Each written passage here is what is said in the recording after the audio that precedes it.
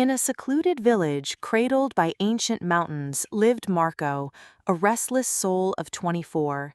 His mind was a relentless current, always churning with a ceaseless parade of thoughts. Day after day, these fleeting ideas, heavy regrets, and anxious forecasts left him uneasy and utterly drained. His inner world was a constant tempest, stealing his calm, his sleep, and even the memory of a smile. Then, a whisper of hope reached Marco. Tales of a wise old man in a distant hill village. This elder, once a renowned city psychologist, had guided countless souls to inner peace. Now in his twilight years, he had traded the city's rush for nature's quiet embrace, occasionally offering wisdom to seekers. Marco's heart stirred with desperate curiosity.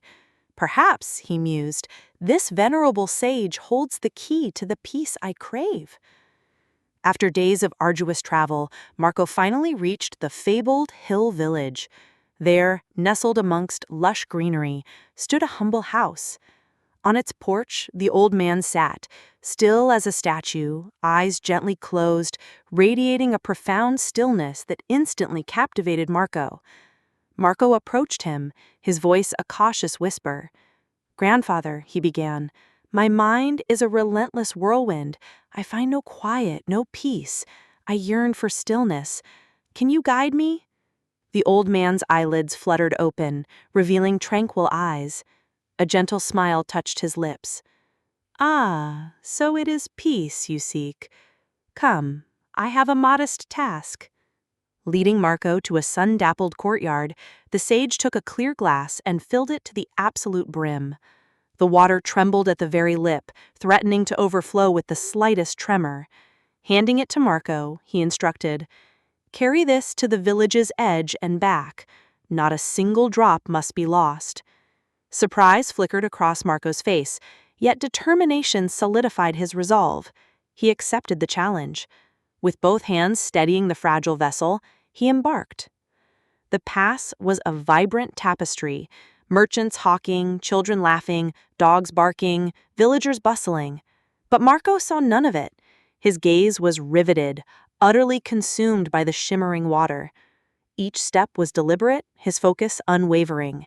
Passers-by paused, sensing the profound lesson unfolding. Finally, Marco returned, his shoulders relaxed, a triumphant glint in his eyes. "Grandfather," he declared, "I succeeded. Not a single drop was spilled."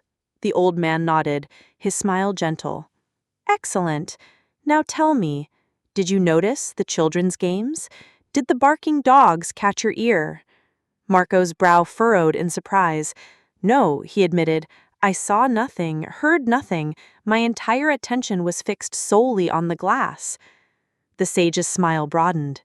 "That, dear Marco, is the secret, a truth always within you, unnoticed.